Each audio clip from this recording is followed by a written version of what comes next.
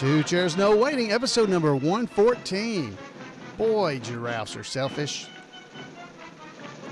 Two Chairs No Waiting is brought to you each week by Weaver's Department Store at weaversdepartmentstore.com. It's Christmas time, so drop by over at Weaver's. Pick up some of your favorite gifts over there. It's great stuff. Two Chairs No Waiting is also brought to you by donations from listeners like you. Executive producer of Two Chairs No Waiting, episode number 114, is David Morris. David Morris. Thank you, David, for your contribution. We couldn't do it without you. Hello, everybody. I'm Alan Newsom, your host for Two Chairs No Waiting. It is great to have you with me tonight. Thank you so much for joining me. And, last week the podcast was about the dingo dog. And dingo dogs are indigenous to Australia. So going along that thing, I thought we'd stay in the animal area and talk about boy, giraffes are selfish. And to make that even more tied in, that quote comes from the Andy Griffith Show episode called Dogs, Dogs, Dogs. This is episode number 93. And one of the best scenes in that episode is with Andy and Opie and Barney in the courthouse talking about those dogs. If you'll remember, they found all these dogs. Opie brought them in the courthouse and they were all in there. And then Barney took them off and left them out in the field somewhere. Well, during the course of that, it started, there started to be a little bit of a thunderstorm. So let's just, let's listen in a little bit.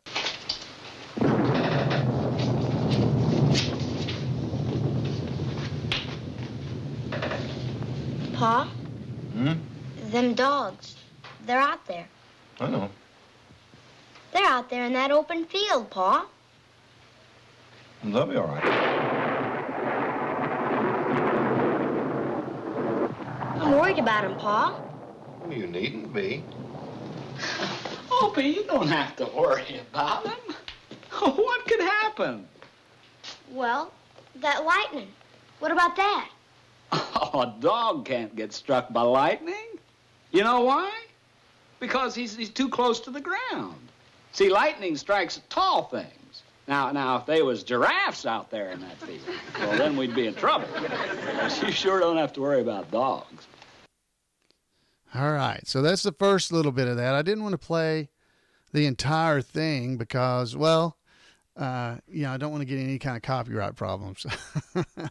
But if you'll remember, this scene goes on. It's about 3 minutes long. And it's very dramatic. If you'll remember, Barney continues to talk to Opie about, those dogs and they're going to be okay. And, the little one, that little scrawny one, the other dogs, they'll look out for him because, dogs, they look after one another, not like giraffes. And so we're going to go on and pick this up toward the end and hear what else Barney had to say about these dogs. So here's a little bit more straight off of the episode, Dogs, Dogs, Dogs.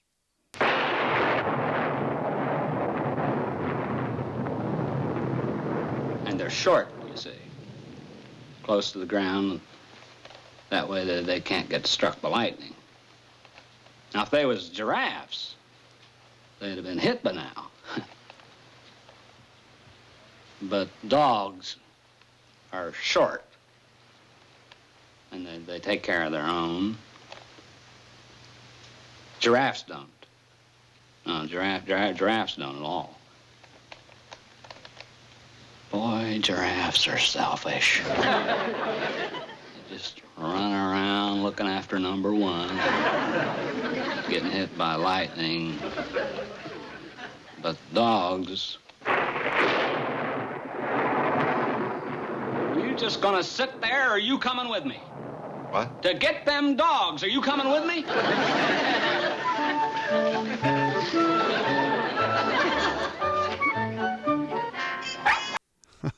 So they go off and they get those dogs. But talking about giraffes being selfish. Well, we found out from what Barney was telling us, that dogs, they can't get struck by lightning because they're low to the ground and, But giraffes, walking around with their head in the air, looking out for number one. Well, the question is, does this really happen? Do giraffes really get hit by lightning? Well, I started asking this question, and so I started getting out on the internet, and guess what? They do get hit by lightning. I found a site called WonderQuest, and I'll have links in the show notes. It says, do giraffes get struck by lightning? Amy in Phoenix, Arizona they said, yes, they do, especially in lands that have frequent thunderstorm visits. Anyway, the article goes along and talks about a reserve, a lion and rhino reserve, where they had two lightnings. A lightning later, let's see, it says it was in 1996, lightning struck and killed an 18-foot tall giraffe. And then a year later, it electrocuted its mate. So, I went in a little bit more looking into that. And it turns out recently, we're recording this on the 13th of December, 2010. And there's evidently a TV show called Wild at Heart. Wild at Heart is a British television show that's, and a giraffe was hit and killed by lightning back on, I think, the 9th of November, 2010. It was TV Giraffe Struck Dead by Lightning. It's called Wild at Heart. Star giraffe has died after being struck by lightning. The cast and crew of the drama are said to be heartbroken following the sudden death of the playful and charming Hanley. He was a 7-year-old giraffe. So we'll have the link on here as well. So the show's evidently about a family that lives in in Africa, and there's wildlife all around them and stuff. I'm really not sure what it's about, but this happened just back in November. Well, I did a little bit more research and kept going through, and I found out, that's not the only case of that. Back in 2003 at Disney's Animal Kingdom, a lion there was hit by lightning and killed.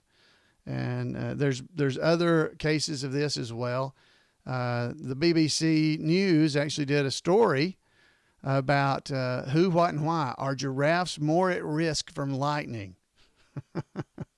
It stands to reason to somewhat, like Barney said. They're still walking around, their head in the air. They should have quoted Barney on this thing, but they didn't. But evidently, they said that there are a number of cases where giraffes have been killed by lightning, both from a direct hit and being struck by a tree that they were standing beneath. So that's also happened to them. So poor giraffes, who knew? But this is actually a problem, that giraffes do walk around with their head up in the air getting struck by lightning. So way ahead of his time, or very knowledgeable from reading those Learn a Month books, was Barney Fife. So I just wanted you guys to have that and know that, because, hey, we learned something about a dingo dog last week. So we've learned tonight on this episode that giraffes do indeed get struck by lightning. All right. So, all right, I've got something special for you, too. It's Christmas time. It's very close here. And a fellow named, where is it? I've lost my notes here. Ben Sandifer from over in Macon, Georgia. He is from the Lots of Luck to You and Yours chapter. Sent me a wonderful audio clip that's a Mayberry poem about Christmas time. And so what better time to play it for you than right now? So I hope you're going to enjoy this. So here you go, Ben. Take it away. 'Twas the night before Christmas, and all through Mayberry, this year's Santa would become legendary. A picture from Otis was hung up with care by the one of the rows which had won at the fair. The children had put up the last Christmas wreath. Opie and Mary Wiggins, who'd lost her front teeth, and Andy with no gun adorned his nightcap, just in case feuding families finally ended their scrap. When out on the street there came a great noise. Could it be Briscoe, Charlene, and the Darling Boys? It probably wasn't that nut named Bass, it didn't sound one bit like shattering glass. No snow, just a steady rain fell from the sky. It had rained every day since those gypsies came by, when up came a black Ford automobile with way yonder too much grease on the wheel, with a skinny little driver who still had no wife. He was known by such names as Fast Gun Fife. His car barely made it, slowly moving along. A mechanic named Pyle had told him all that was wrong. Needs points, needs plugs, needs new wires, by gosh, and she could also really use a good wash. To the tailor's driveway, he'd park right behind Mr. Tucker's big car, 'cause he'd changed his mind. He looked at the house and wished he could fly. Then a ladder next to the house caught his eagle eye. He'd climb up the ladder. Yep, that was the plan. It was left there by Wheeler, Aunt Bee's handyman. He knew how to enter a room with such ease. He taught Ernest tea with full amenities. But on this special night the door would not do, so down the chimney the thin deputy flew. He was dressed in a uniform. Now what could be dumber? This night I doubt he'd encounter Fred Plummer.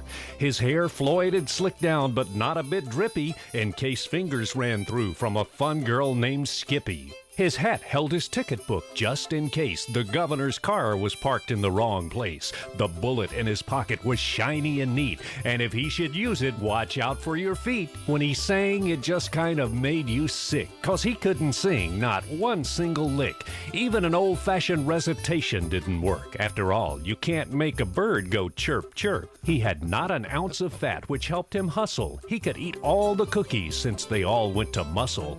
He had little time and might get in a pinch, since a tightwad named Weaver might turn into the Grinch. He spoke not a word. There was much work to do. He still had to call Juanita and say toodaloo. For Opie, he left some shiny new skates and a guitar, the kind that Lydia Crossweight hates. For Aunt Bee, he left 24 canning jars, more kerosene cucumbers for out-of-state cars. He left his friend Andy a hat and a tie. He'd never wear either, but he still had to try. And when he had finished, he went out the door. He'd saved enough time for just one thing more. To Thelma Lou's house he now had to go for a pan of her fudge and that doctor show. He cranked up his car on the third or fourth try. On his cycle and sidecar he could better rely. But I heard him exclaim as he drove through the mud, "Merry Christmas to all, now nip it in the bud." All right. Ben Sandifer, he's from Macon, Georgia, GMS Productions, and the Lots of Luck to You and Yours chapter. So, Ben, hey, thanks a lot for that. That was a lot of fun, and we'll play that again. If you come by the live show, we'll be playing that at least until Christmas is over. We'll play it next week. So, folks, that's a lot of fun. Now, we got one more little bit here. I think that I want to tell you about some feedback. We got feedback from Janet Anderson. She wrote in to say, Alan, talking about the dingo dog, Alan, that's pretty odd that another Alan Newsom would be known for his knowledge of a dingo dog. That's a great that's a great quote by Floyd, one of the classics. I've known about the dingo dog for a long time, but I think it's the only time I ever saw one in person was at Kentucky Down Under. Kentucky Down Under is located near the Mammoth Cave in Kentucky and has attractions that showcase Australia, especially the outback. They have many animals on display, among them the dingo dog, which reminds me, more information you learn every time on this podcast. Did you know that the rock band Three Dog Night came from the Australian Aboriginal, their name came from the Australian Aboriginal custom of sleeping with dogs at night for warmth. A real cold night required 3 dogs for enough warmth. I'm assuming it would be dingo dogs. Don't you think Floyd would enjoy that bit of trivia? Thanks. I believe so, Janet. Thanks for sharing it with me. We got one other little bit of feedback here, and this is from Jay Paro. His subject is a black day in Mayberry. He said, "Hey, Alan, the day Barney discovered that the gold truck was hijacked and the gold was replaced with sand was a great tragedy. Today is a greater tragedy. I finally caught up on all of your podcasts. I found your podcast at episode 101, and since I've been listening to all the previously recorded podcasts along with each week's show. It's been great fun listening to them. You do a fantastic job. Thank you, Jay. Appreciate that. I've been a Andy Griffith Show watcher since my early days growing up in Huntsville. So he's from Huntsville, Alabama, I guess. Now living in Ireland, I can still enjoy watching them on DVD. Now my boys enjoy watching the Andy Griffith Show, and my 2-year-old even likes to try to whistle, more like squeal, along with the opening music. Well, since I'll only be getting your podcast once a week, I'll have to start downloading the Burke on Mayberry podcast now and catch up with those. Thanks again for all the hard work and for bringing Mayberry to our lives. Like so many listeners have said, I feel like I've made many new friends listening to this show. Who knows, if I ever make a trip back to Huntsville, we'll have to try to look me up and talk with me. Hey, that's great, Jay. I would love that. So if you ever are here in town, I definitely would appreciate that. That's great. So, folks, that's all I've got for you tonight. There's going to be a lot, all these things that we talked about tonight, the giraffe information, all that stuff is going to be linked to in the show notes. So you'll be able to go there and just go and read all these stories about the poor giraffes. I hate that they're getting struck by lightning. I just think it's ironic or unusual that, wow, we just keep learning things from the Andy Griffith Show. So, folks, again, I'd like to hear from you, just like I heard from Janet and Jay. I'd love to hear from you. You can call me, which I'd love to hear your voice, at 888-684-8415. Or you can drop me an email at floyd@mayberry.com. You can go by facebook.com/2chairs and leave messages there, or you can just go by the 2chairsnowaiting.com site and leave messages there as well. Hey, and if you listen on iTunes, drop by over there and leave some comments there, leave some feedback, because that helps try to get the podcast a little bit more noticed. So if you listen on iTunes, drop by the podcast website. You can get to it by just clicking the link on the front of the 2chairsnowaiting.com website, and it'll take you there. And you can fill out a review of the show and vote on us and give me 5 stars, 4 stars, 1 star, whatever it is you think I deserve. But that would help us get more people maybe knowing about the show and being able to visit the site. All right, folks. Again, Kevin Burke Show. Make sure you go and listen to it. It's at mayberry.com/podcast. You'll see a link right there on the side. You'll have 2 Chairs No Waiting there, and you also have Burke on Mayberry. I think that's all I've got for us tonight, and I want to thank you very much for dropping by and visiting with me, and we'll see you next week on 2 Chairs No Waiting. Bye, folks.